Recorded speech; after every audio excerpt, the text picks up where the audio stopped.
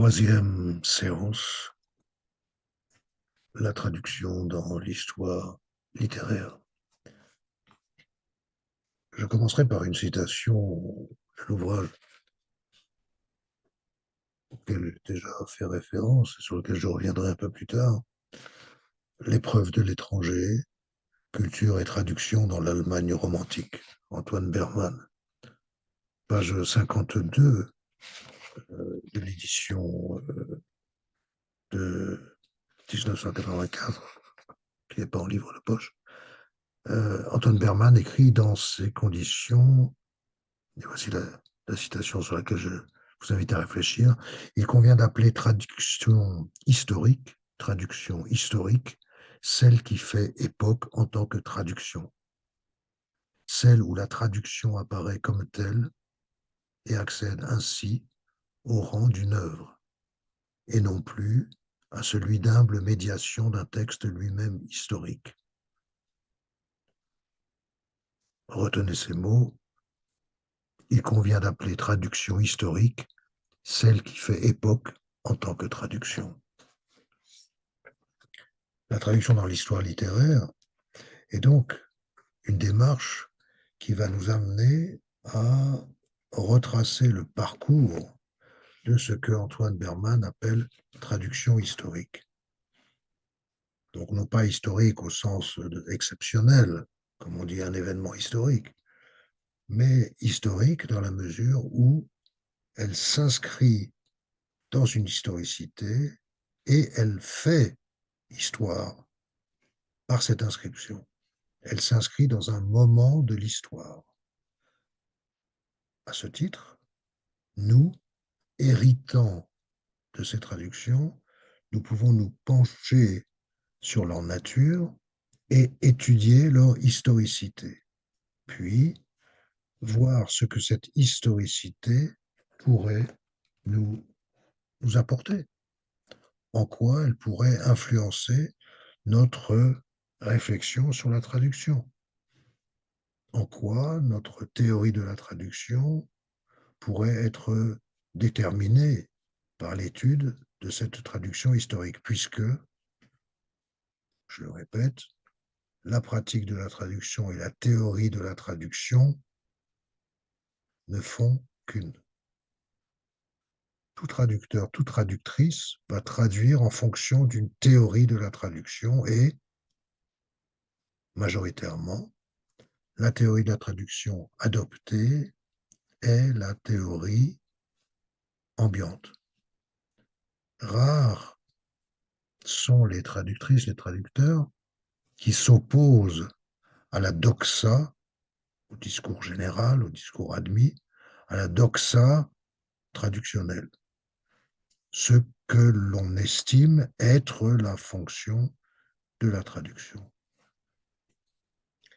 Il est important de considérer que cette historicité est le fruit d'une inscription, le fruit de la conscience de la coexistence des traductions de manière diachronique au sein de l'histoire de la traduction. On voit que depuis l'Antiquité jusqu'à nos jours, les modes du traduire ou les théories du traduire sont allés alternativement d'un littéralisme absolu, le mot à mot, à la totale recréation, avec bien sûr des variations d'intensité.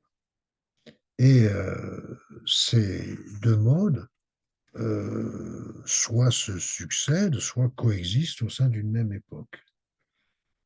Il est évident qu'en traduction comme ailleurs, l'histoire de la traduction est faite d'une considération des époques précédentes, considération critique, adoption ou rejet des principes de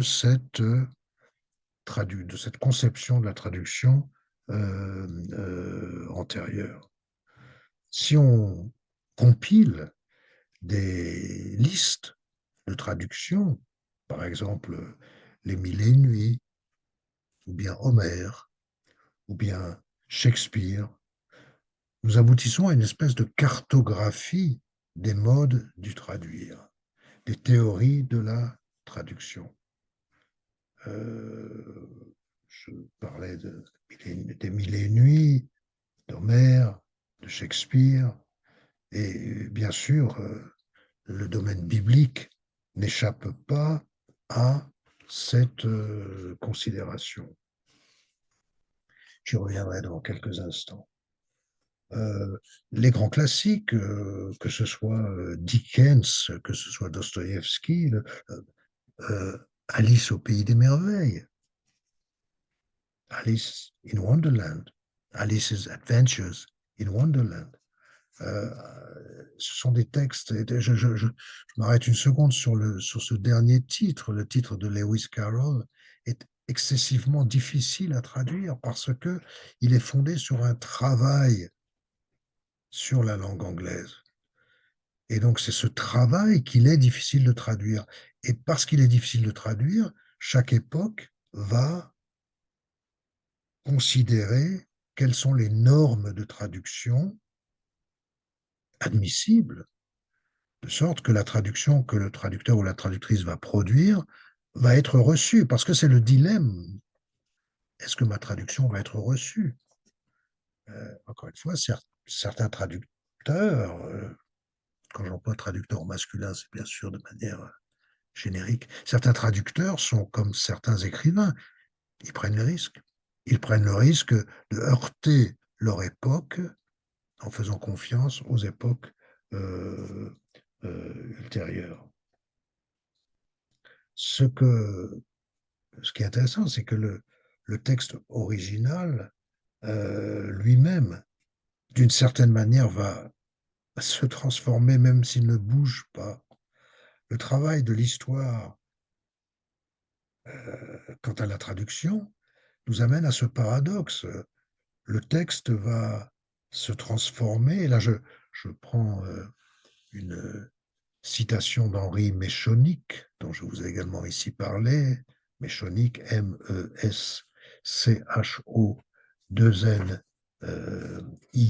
C'est Henri Méchonic dans son ouvrage pour la poétique de la traduction, qui va émettre cette, cette analyse où il met en rapport la traduction et le texte. Quand je donnais la citation de Berman, j'ai insisté sur le fait qu'une traduction historique, c'est un texte, et que d'une certaine manière, l'histoire de la traduction ici vient rejoindre l'histoire de la littérature. Euh, Si une traduction est un texte, l'histoire de la traduction est conjointe avec l'histoire de la littérature, tout simplement. Une traduction devient un texte parmi d'autres. La traduction de Kipling ou la traduction de Dickens ou la traduction de Dostoïevski devient un texte dans notre bibliothèque littéraire au même titre que Flaubert ou Stendhal. Méchonic disait donc la traduction non-texte, et donc d'une certaine manière la traduction qui ne fait pas histoire, la traduction non historique, dirait Berman, la traduction non-texte vieillit, étant passivement la production d'une idéologie, elle passe avec cette idéologie. Quand une traduction est trop marquée par son histoire, elle en acquiert un intérêt historique, précisément. Il est intéressant de savoir comment on a traduit à cette époque, mais elle ne s'inscrit pas comme un texte puisqu'elle est trop marquée par son histoire. Le texte, c'est paradoxalement ce qui vient de l'histoire, mais ce qui échappe à l'histoire. Si nous pouvons relire encore et encore Homère, Dante, Victor Hugo, c'est que ces textes-là qui nous viennent de l'histoire échappent à l'histoire, parce que ce sont des textes. Méchonique nous dit donc, la traduction non-texte vieillit, étant passivement la production d'une idéologie, elle passe avec cette idéologie. Elle cite deux exemples. On ne lit plus le Don Quichotte de Florian ou l'Enfer de Rivarol. Traduction de Cervantes, traduction de Dante. Et voilà la formule qu'il faut retenir. Alors que le texte ne vieillit pas, il se transforme. Donc si une traduction est un texte, elle ne va pas vieillir, elle va se transformer comme tout texte. Et c'est ce que je disais, ce qui est intéressant, c'est que le texte va se transformer parce que le lecteur contemporain de Flaubert n'est pas le lecteur de 1927, de 1978 ou de 2023. Cette lecture donne à lire des textes différents. Rappelez-vous la formule de Roland Barthes, le lecteur est le co-auteur du texte. Quand je lis différemment un texte, ce texte en devient différent. Le texte ne vieillit pas, il se transforme. Et on pourrait donc dire que toute traduction va transformer l'original, puisque toute traduction s'appuie sur une lecture nouvelle de l'original. Ce qui est important, c'est aussi considérer que là où il y a des traductions qui font texte, parce que ce sont des traductions historiques, il y a aussi des textes sur la traduction qui s'inscrivent dans l'histoire, qui peuvent ou non faire histoire si nous pouvons encore aujourd'hui les relire avec euh, intérêt. Euh, c'est intéressant de voir qu'un auteur comme Georges Steiner, dont je vous ai déjà parlé à propos de Après Babel, une somme traductologique impressionnante, c'est un gros bouquin, mais absolument extraordinaire par son érudition et par la finesse de ses analyses. Steiner, dans Après Babel, nous dit la chose suivante. On peut lire Saint Jérôme, Luther, Hölderlin, Ezra Pound, Paul Valéry, Walter Benjamin et quelques autres.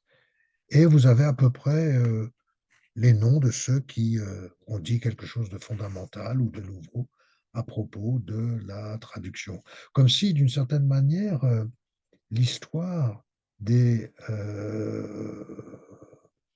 la traduction, telle qu'elle apparaît dans ses aspects théoriques, ne vient pas adopter un schéma de progressivité.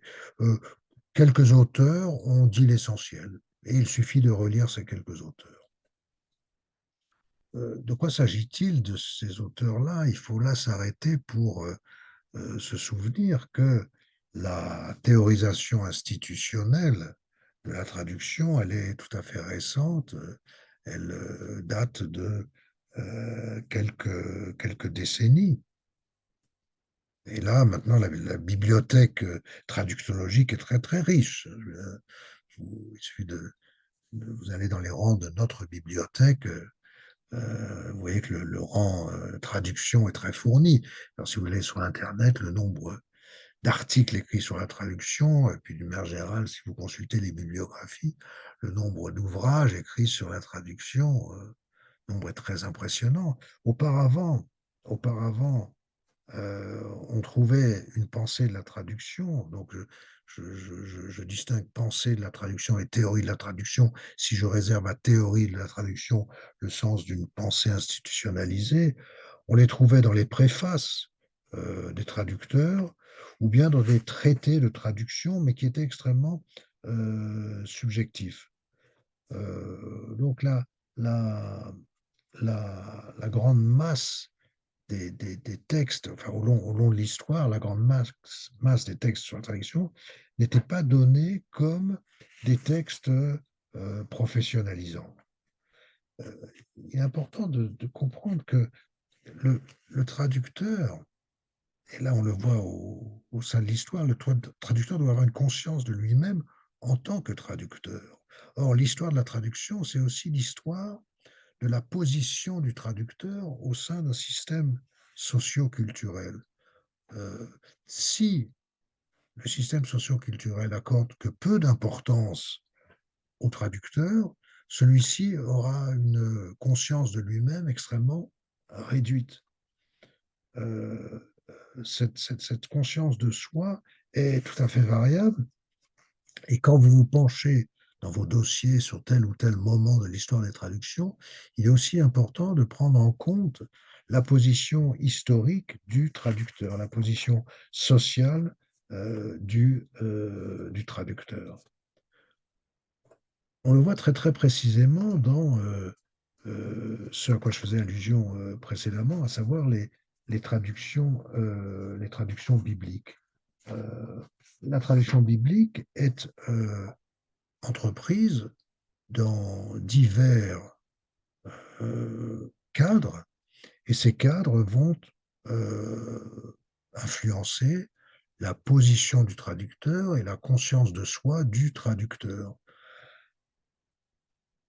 Si je traduis, je prends l'exemple biblique, si je traduis le texte biblique parce que je suis un missionnaire au sein d'une institution ecclésiastique prosélyte, je ne me considère pas comme un traducteur. Je me considère comme un homme d'église qui fait de la traduction parmi toutes les opérations auxquelles il peut se livrer dans son travail de missionnaire. Il a conscience de lui en tant que missionnaire. Son profil est celui d'un missionnaire. Si je suis traducteur au sein d'un institut de traduction, ma conscience de moi-même en tant que traducteur sera totalement différente. Il n'y a pas une secondarité de la traduction, c'est l'essentiel de mon activité. Euh, il est intéressant de voir que les modalités de la traduction biblique nous renseignent sur la portée de la fonction de traduction. Euh, à noter que la traduction de la Bible est intéressante parce que ce n'est pas qu'une histoire occidentale, dans la mesure où euh, la conception chrétienne d'elle-même, de la religion chrétienne, est œcuménique, c'est-à-dire qu'elle est destinée à être partagée par l'ensemble des populations sur la planète, mais il y a un mouvement de diffusion de la Bible qui fait que c'est l'ensemble des cultures et des langues qui est concerné par l'histoire de la traduction biblique.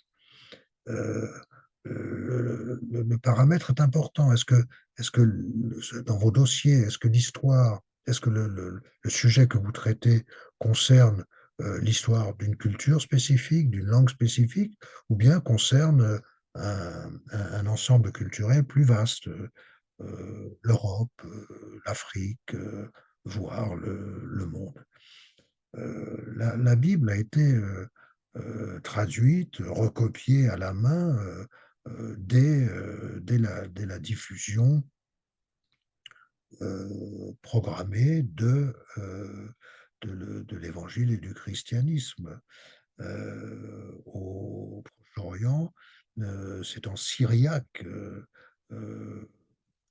dès le premier siècle de l'ère chrétienne, des traductions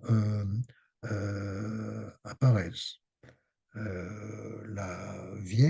L'ancienne version syriaque de l'Ancien Testament a été traduite directement de l'hébreu au premier siècle de notre ère.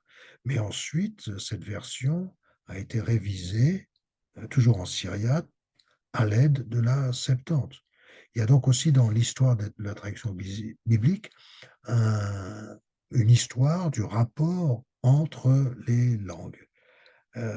Parmi les premières traductions, l'arménien, puisque l'Arménie fut la première nation à adopter le christianisme au début du 5e siècle, l'écriture arménienne est élaborée afin justement de pouvoir traduire le texte biblique. Il y a donc là encore une fois un exemple qui nous permet de prendre conscience du fait que l'histoire de la traduction, eh bien, se mêle à d'autres histoires, ici l'histoire du christianisme, mais aussi l'histoire des nations. Après l'Arménie, c'est la Géorgie qui fut christianisée et la traduction de la Bible fut entreprise dès le 5e siècle.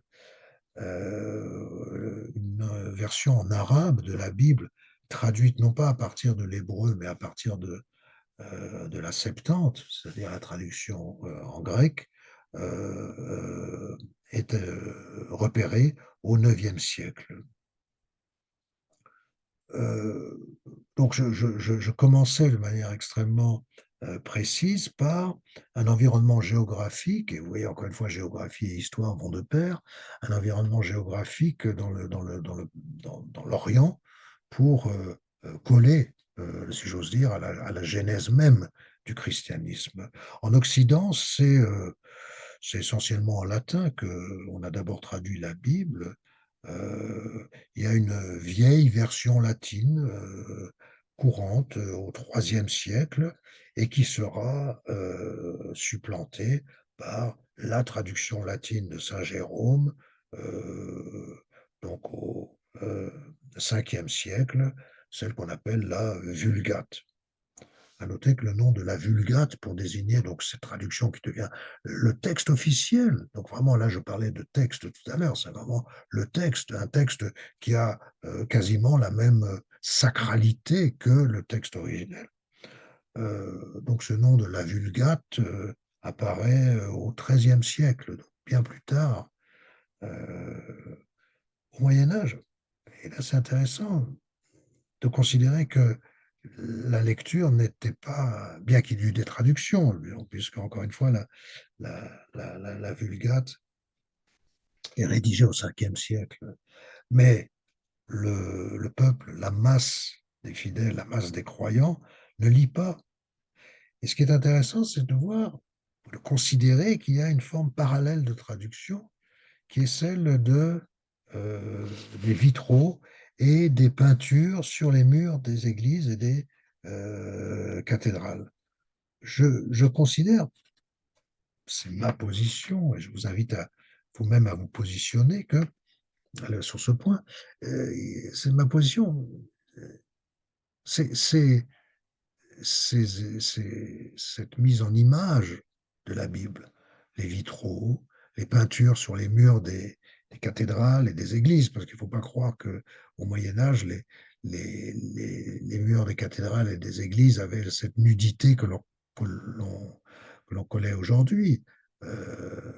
C'était la polychromie, c'était des couleurs qui habitaient le décor. Je considère qu'il s'agit d'une forme de traduction.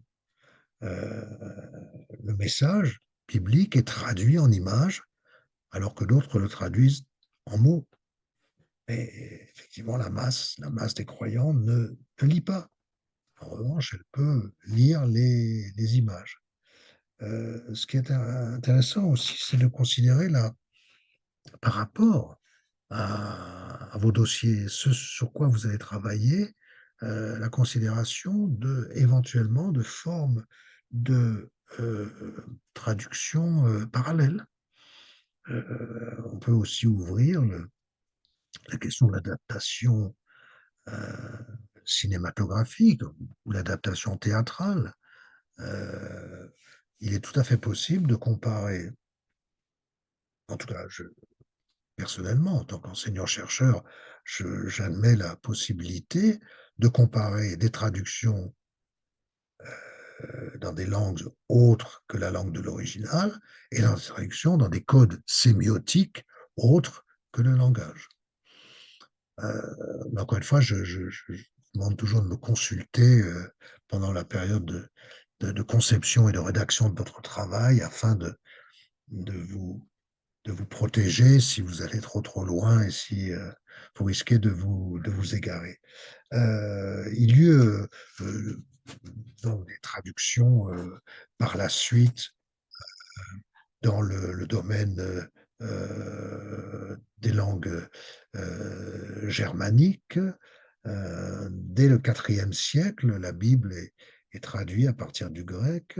Et puis, il y a les Balkans, le domaine balkanique, Cyril et Méthode, qui ont créé l'écriture que l'on appelle l'écriture cyrillique pour précisément rédiger leur traduction de la Bible en vieux slavon, qui est une forme ancienne des langues balkaniques. À noter que cette version en vieux slavon reste la Bible officielle des églises orthodoxes de langue slave. Il y a donc cette nécessité de considérer aussi en parallèle, de voir que le statut de la Vulgate, ce statut quasi de sacralité de la traduction de Saint Jérôme, trouve son équivalent dans dans la sacralité donc de la Bible en vieux slavon. En Afrique, il faut considérer que la traduction n'est pas uniquement un phénomène de missionnaires. La langue copte en Égypte au IIe, IIIe siècle, la langue copte qui est une dérivation de l'ancien égyptien, a accueilli des traductions de la Bible, sans compter les traductions dialectales selon les régions. En Éthiopie, conversion de la monarchie éthiopienne vers 330, donc premier tiers du IVe siècle, et dès les années 500, des traductions de la Bible furent entreprises en langue gaise, l'éthiopien classique. Le gaise, c'est aussi ce qui vient définir l'alphabet éthiopien.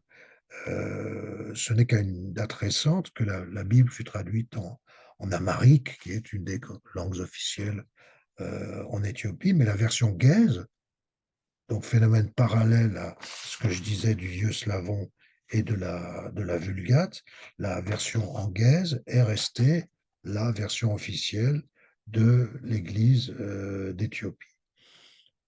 Dernière zone géographique, enfin on pourrait vraiment passer beaucoup de temps dans ce panorama, mais dernière zone géographique, l'Asie.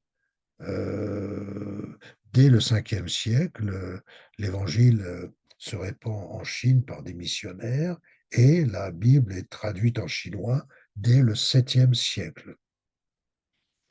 Donc ce panorama est intéressant car il vient nous montrer la, la concomitance de l'histoire de la traduction et de l'histoire des cultures et de l'histoire des langues. Un autre exemple totalement différent, vraiment, j'opère un passage vertigineux, et pour montrer comment la, la traduction doit être comprise en fonction de son époque. Euh, la traduction de Freud.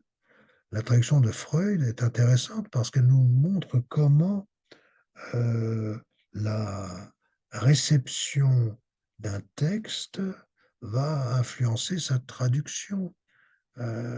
Les traductions le texte de Freud est intéressant parce qu'il ne va pas chercher une scientificité de façade. Tout germanophone peut lire Freud.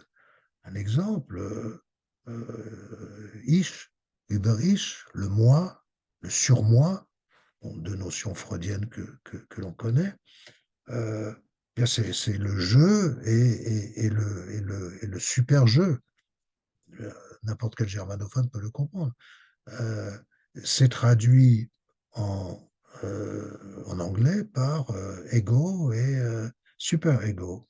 Heu, le recours au latin par les premiers traducteurs de Freud en anglais, ce recours au latin est l'expression d'un désir de scientificité.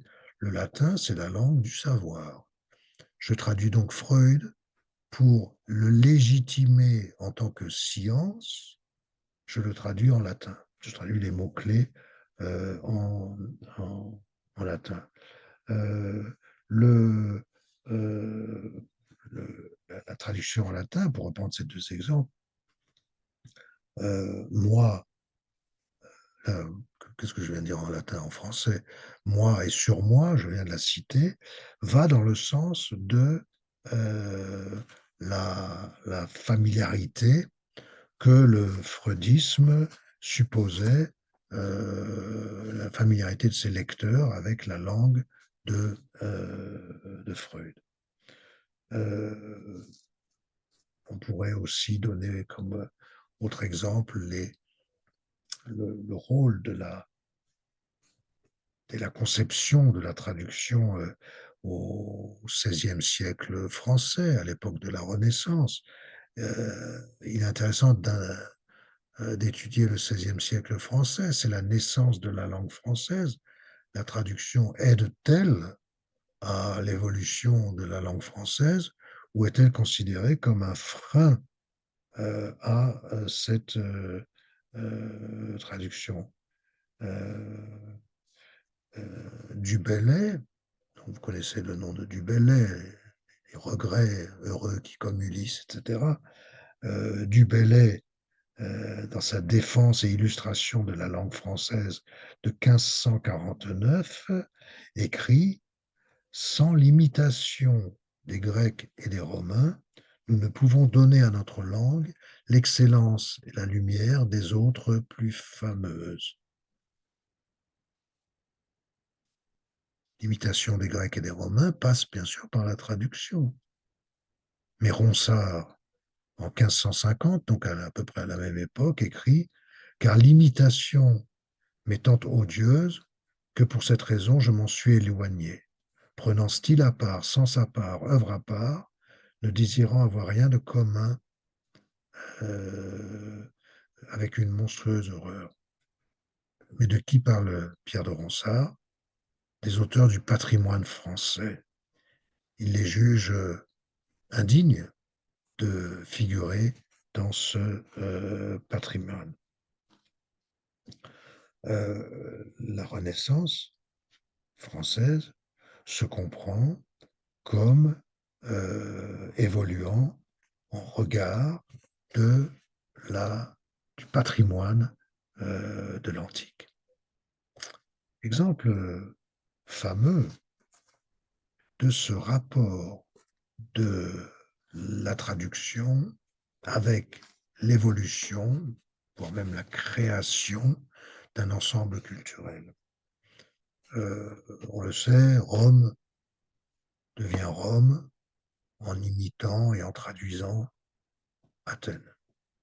La Renaissance française, le XVIe siècle, devient Renaissance en intégrant, en traduisant les antiques, les auteurs antiques.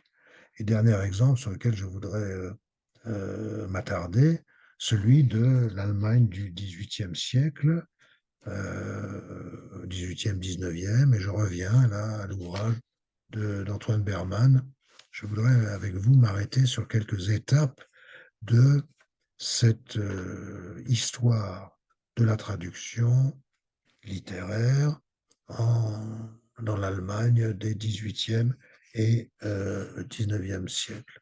Je commencerai par, cette, considération de Berman, page 49, que la fondation Et là, je me réfère encore une fois à l'édition originale, non pas à l'édition de poche.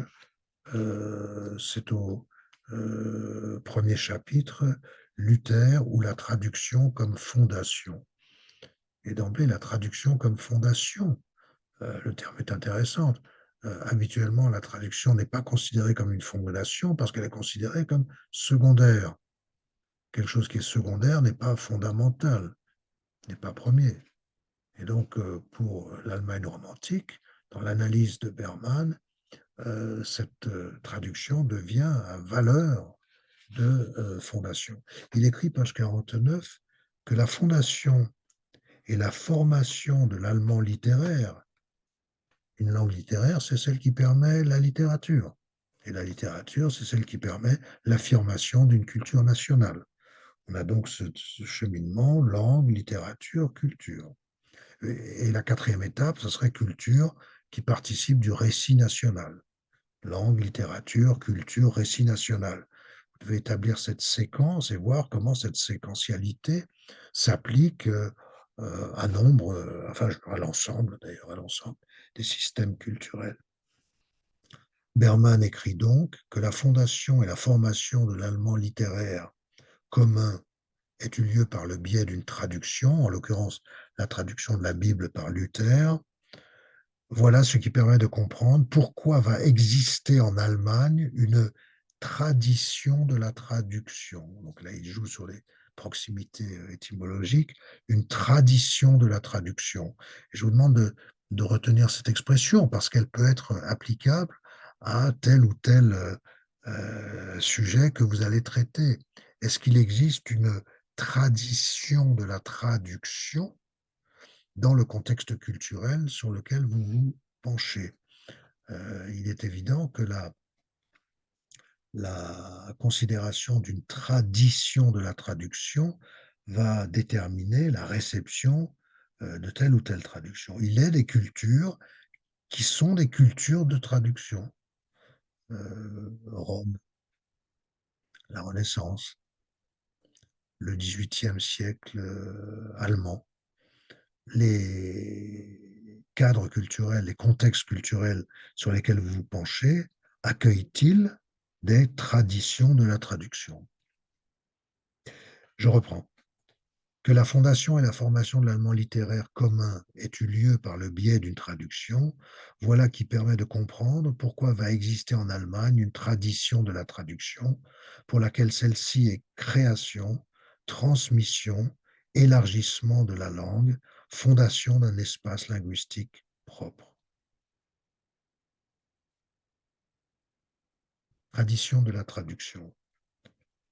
C'est parce que précisément la culture allemande s'est façonnée grâce aux traductions que la traduction perd ce statut de secondarité, de marginalité, pour devenir véritablement un processus de création.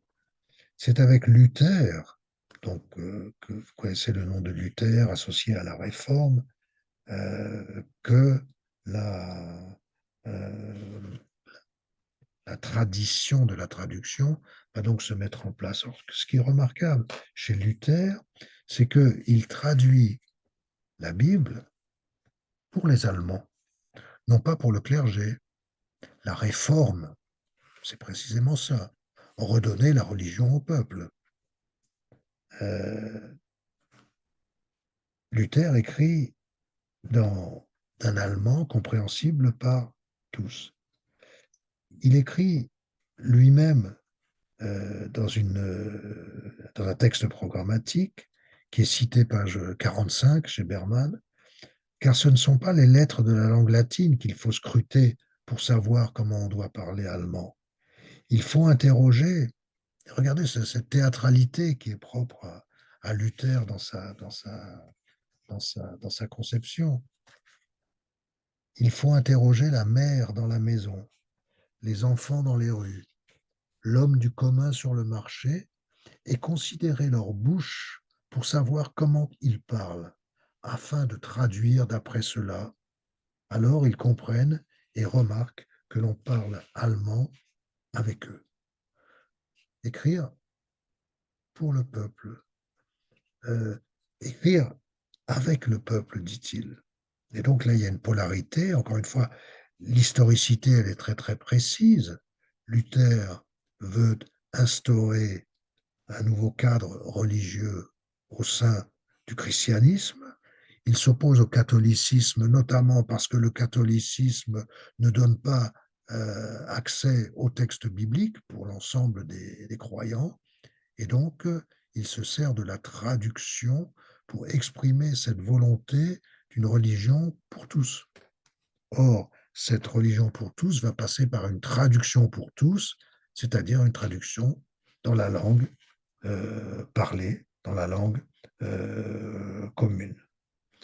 Ce qui est intéressant, le, la traduction biblique va devenir non seulement la fondation même de la réforme, mais cette traduction-là et la langue de la traduction biblique par Luther, par Martin Luther, va la transformer en médium de l'allemand écrit. C'est une première affirmation de l'allemand littéraire. Luther est un créateur de langue et un écrivain. Bien sûr, la langue allemande va ensuite évoluer, mais le moment initial, c'est celui que Luther introduit par sa traduction de la Bible. Il est intéressant de voir cette fondation à la fois d'une littérature, d'une culture et d'une langue. En même temps, euh, cette volonté de donner la Bible à lire dans le langage de tous ne va pas euh, être, ne va pas s'opposer à un certain littéralisme, euh, puisque il faut être lu selon le parler de l'ensemble de la communauté religieuse. Eh bien, cette traduction doit aussi reproduire le parler du texte original, le parler de la communauté initiale, si j'ose dire, la communauté initiale, celle des premiers porteurs. Euh, le parler hébraïque se reflète parfois dans la traduction de Luther parce qu'il s'agit aussi de peuple. Euh, un exemple,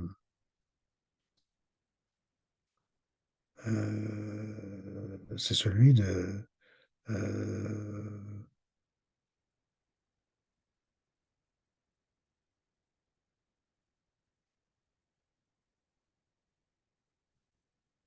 ou de la traduction des psaumes, Luther écrit nous devons garder de tels mots, il fait référence ici à tels mots dans le texte hébraïque, garder de tels mots, les acclimater, laisser à la langue hébraïque de l'espace, là où elle fait mieux que ne peut le faire notre allemand.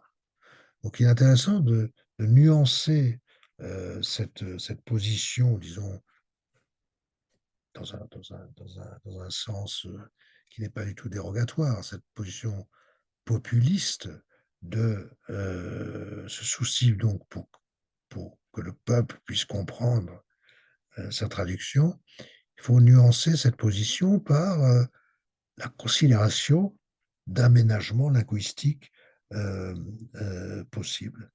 Ce qui est intéressant aussi, c'est que Goethe ne parle pas de traduction, il parle de Verdeutschung, c'est-à-dire de Deutsch, c'est c'est l'allemand, de germaniser, de germanisation.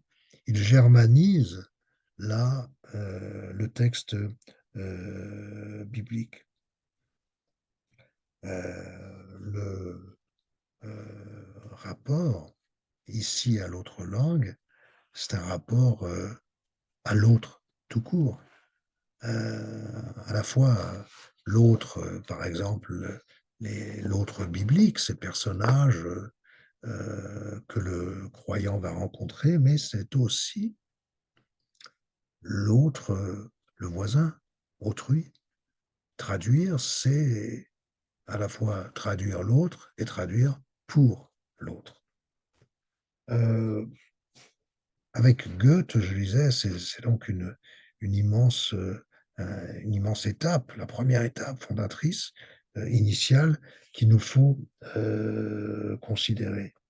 L'autre grand nom est celui de Goethe, euh, dans la tradition allemande. Pourtant, je voudrais m'arrêter au à une étape initiale, celle de Herder, H-E-R-D-E-R. 1744-1803, c'est un poète, un philosophe, un traducteur, qui a été l'inspirateur du mouvement romantique.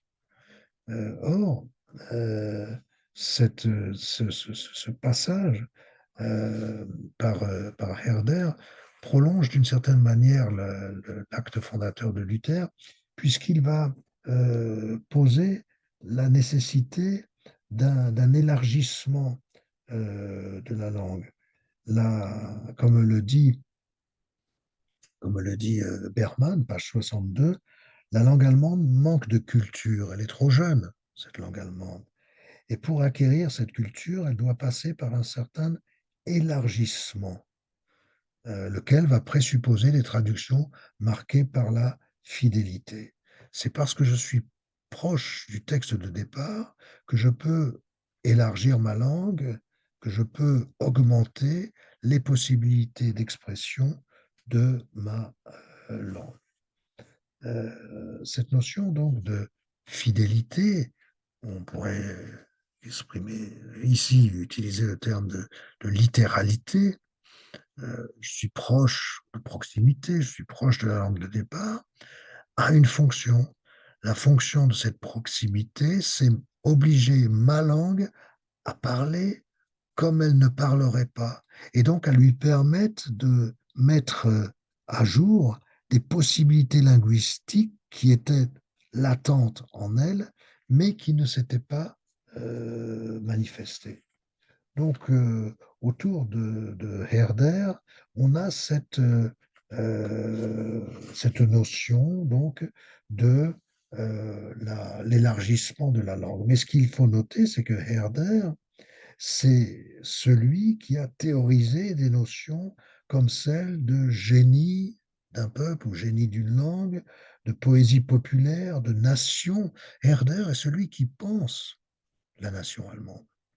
Et il pense la nation allemande avec cette conscience de la nécessité d'une langue allemande enrichie par euh, la fréquentation, la proximité d'autres langues. Il écrit, et c'est cité page 66, ce n'est pas pour désapprendre ma langue que j'en apprends d'autres. Ce n'est pas pour échanger mes habitudes d'éducation que je voyage parmi des peuples étrangers. Ce n'est pas pour perdre la citoyenneté de ma patrie que je deviens un étranger naturalisé. Si j'agissais ainsi, j'y perdrais plus que je n'y gagnerais. Mais, et notez cette image magnifique, mais je me promène dans les jardins étrangers pour y cueillir des fleurs pour ma langue.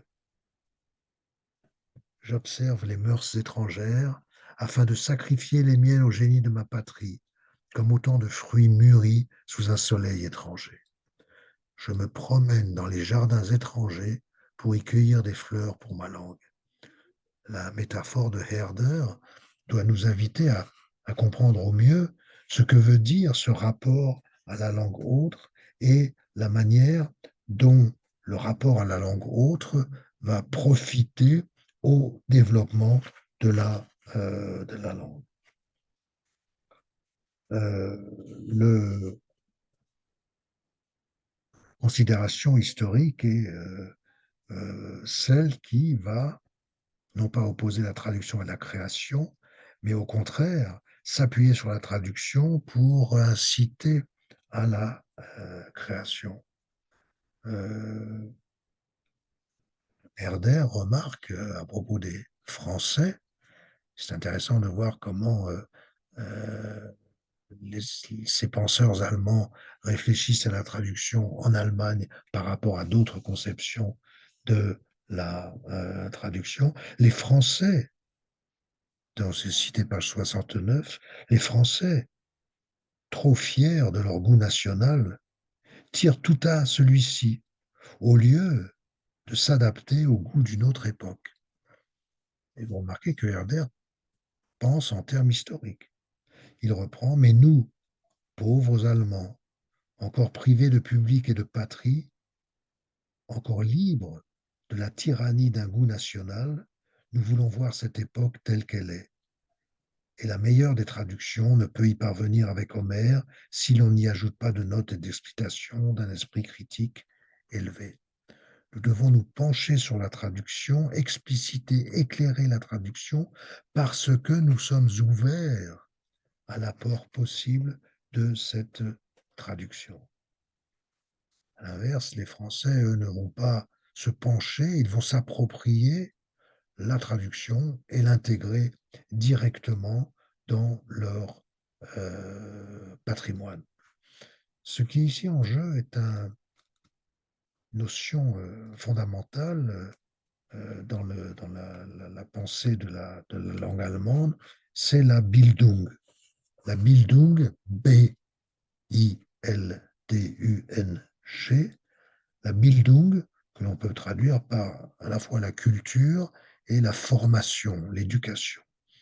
C'est un concept central pour l'Allemagne de la fin du XVIIIe siècle.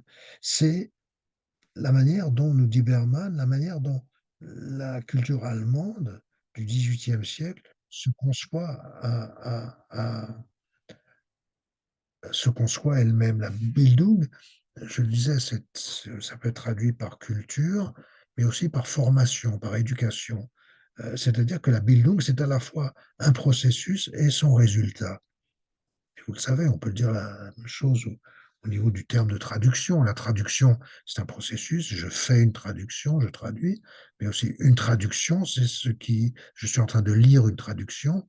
Là, je suis en train de lire un- un produit. Donc, une culture est une formation. Une culture, elle va évoluer, elle va se former étape par étape, époque par époque. Ce qui est intéressant, c'est que la Bildung est à la fois un répertoire de formes, mais aussi un contenu d'idées. Et toute traduction s'appuie à la fois sur un travail sur les formes et un travail sur le transfert des idées. Euh, la, L'appropriation peut être brutale ou l'appropriation peut être douce, attentive. Euh, c'est Nietzsche, le grand philosophe allemand, qui, s'interrogeant sur l'acte de traduire, évoque l'Antiquité romaine. Et la phrase est très importante, là, le passage est très important pour nous. C'est dans le Gai Savoir. Nietzsche écrit: on peut juger du degré de sens historique que possède une époque, sens historique, c'est-à-dire sa conception de l'histoire.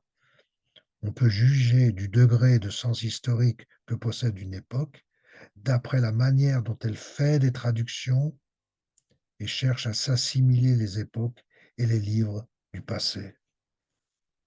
Et il va citer l'Antiquité romaine. Avec quelle violence et quelle naïveté à la fois l'Antiquité romaine ne mit-elle pas la main sur tout ce que l'Antiquité hellénique avait d'excellent et d'élevé, comme les Romains savaient la traduire en actualité romaine. Autrefois, et il parle donc de Rome, ce qui est en jeu, c'est conquérir. La traduction comme conquête. L'image, encore une fois, l'image de Nietzsche, c'est important. Euh, cette conception de la traduction comme conquête, elle est variable selon les époques et vous pouvez aussi bien soumettre, vous pouvez donc soumettre à votre travail ce prisme analytique. S'agit-il d'une conquête? d'une appropriation, d'un dialogue. Il est évident que pour ce qui concerne la traduction romantique, celle de l'Allemagne du XVIIIe siècle, il s'agit d'un dialogue. Je dialogue avec les textes que je suis en train de traduire. Euh, la, les formes, les contenus, je les considère et je les intègre dans ma propre culture tout en respectant le fait qu'ils viennent d'ailleurs. Il s'agit de filiation. Il est intéressant ici d'introduire ce que faisaient les romantiques allemands, la métaphore familiale, la filiation. La filiation, c'est à la fois une rupture, une continuité et une reprise. Euh, les, les, la filiation entre l'Antiquité et la germanité, la filiation entre Antiquité et francité quand il s'agit du XVIe siècle. Et j'insiste sur la différence des époques.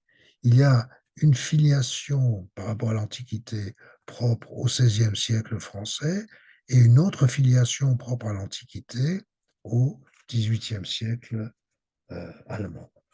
La dernière étape que je voudrais avec vous considérer est celle qui est attribuée, celle qui est associée au nom de Goethe.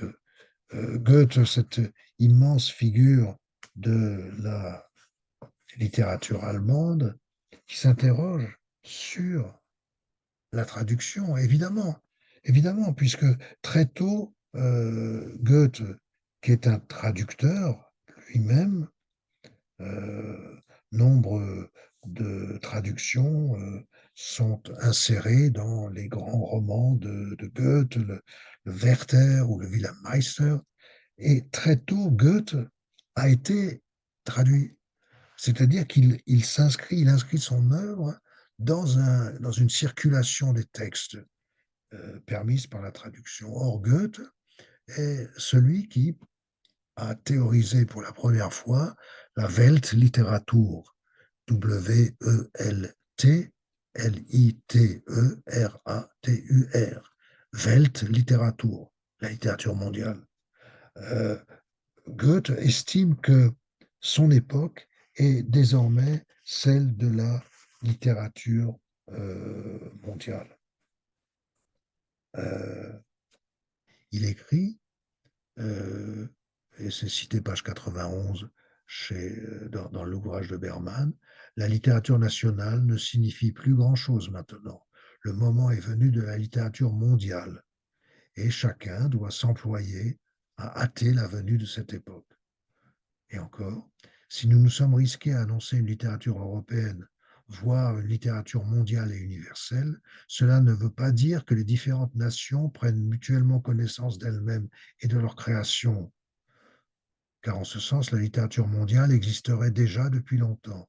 Il s'agit plutôt ici du fait que les hommes de l'être vivant font mutuellement connaissance, se sentent conduits par penchant et par sens de la communauté à agir socialement. Et Berman commente, la littérature mondiale est ainsi la coexistence active de toutes les littératures contemporaines.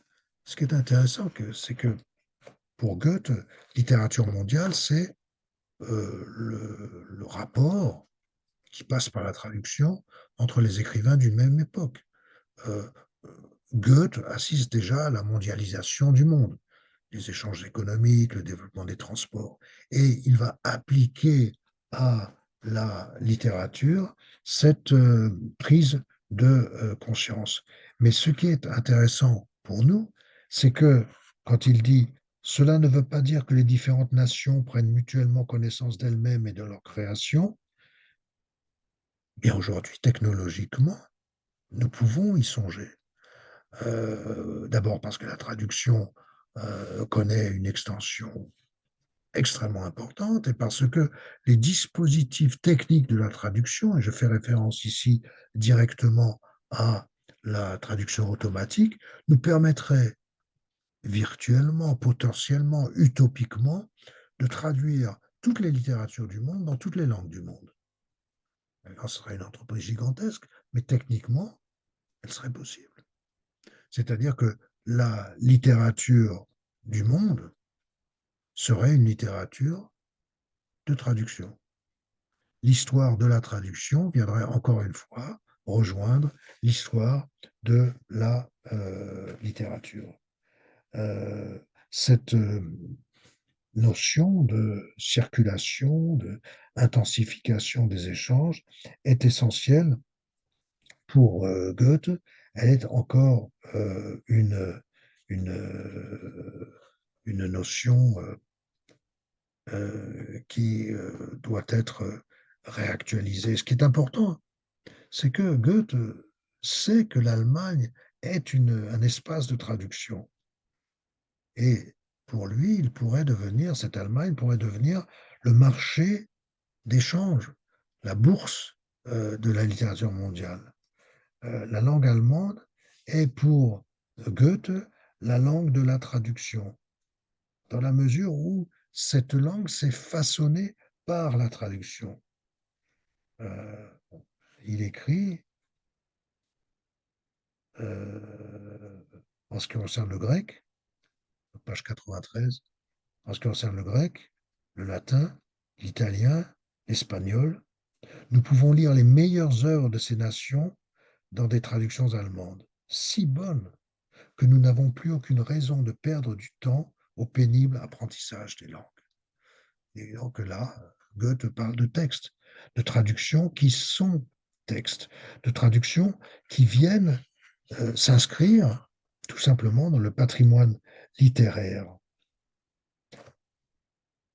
Goethe est aussi important parce que il a réfléchi à l'histoire de la traduction, réfléchi de manière schématique, et pourtant, il vient disposer, et c'est ça qui est intéressant pour nous, de manière séquentielle, les différents modes du traduire. Il y a trois sortes de traduction, nous dit Goethe, page 95-96 dans le livre de Berman. Il y a trois sortes de traduction, et il faut entendre ici trois époques de la traduction. Il y a trois sortes de traduction.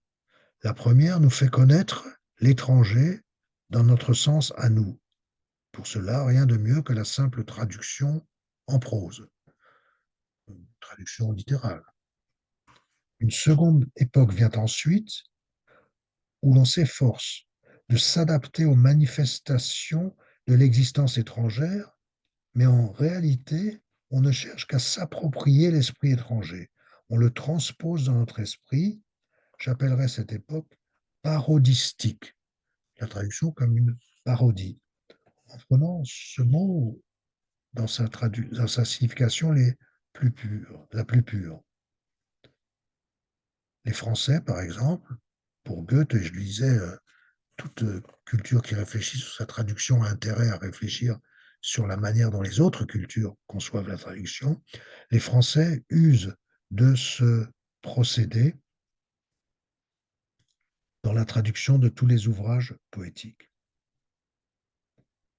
La troisième, la suprême et dernière époque, celle où l'on voudrait rendre la traduction identique à l'original, en sens qu'elle puisse valoir à la place de l'autre, non à la place de l'autre, mais en son lieu, c'est-à-dire reproduire le style même, la poétique même, la dynamique d'écriture, donc dans la langue de réception. Donc trois époques de traduction, une où on cherche à importer, je dirais, le mode d'écriture de l'original, une deuxième où on se soucie guère de ce mode d'écriture, on cherche à transposer avant tout l'esprit de l'œuvre à traduire, et une troisième époque où précisément à l'opposé de la première ou de la deuxième position, on cherche à reproduire avec les moyens de la langue d'accueil la poétique, la stylistique de l'œuvre dans la langue de départ. Il précise dans chaque littérature, ces trois périodes se reproduisent, parfois en sens inverse, et parfois les trois modes de traduction peuvent être pratiqués en même temps. Ce qu'indique ici la triade de Goethe, c'est tout simplement la possibilité de traduire, et c'est ça qui est intéressant. C'est toujours la traduction. La traduction vient déployer les ressources de la langue d'accueil en rapport, en regard, en image avec la traduction, avec la nature de la langue de départ. Et je terminerai par emprunter à Berman cette belle réflexion. Euh, les littératures nationales sont régénérées par l'étranger, page 106 de l'ouvrage de Berman. Les littératures nationales sont régénérées par l'étranger. Autre citation, chaque littérature finit par s'ennuyer en elle-même si elle n'est pas régénérée par une participation étrangère. Et il est intéressant de s'arrêter, je conclurai sur ce terme, sur cette notion de régénération. Générer, c'est la création, c'est l'engendrement. La régénération, c'est une nouvelle création. Euh, Même s'il y a eu création antérieure, la création nouvelle a un statut plein et entier de création. Telle est la conception de l'Allemagne romantique, ici exprimée par Goethe. Le livre de, le livre de d'Antoine Berman va ensuite étudier d'autres étapes ultérieures avec d'autres auteurs qu'il va lire avec nous, Schleiermacher, Hölderlin, Humboldt, mais je ne vais pas continuer cette lecture puisque je voulais simplement vous montrer à quel point il est nécessaire dans notre approche histoire de la traduction que de saisir divers aspects de la traduction dans son époque historique.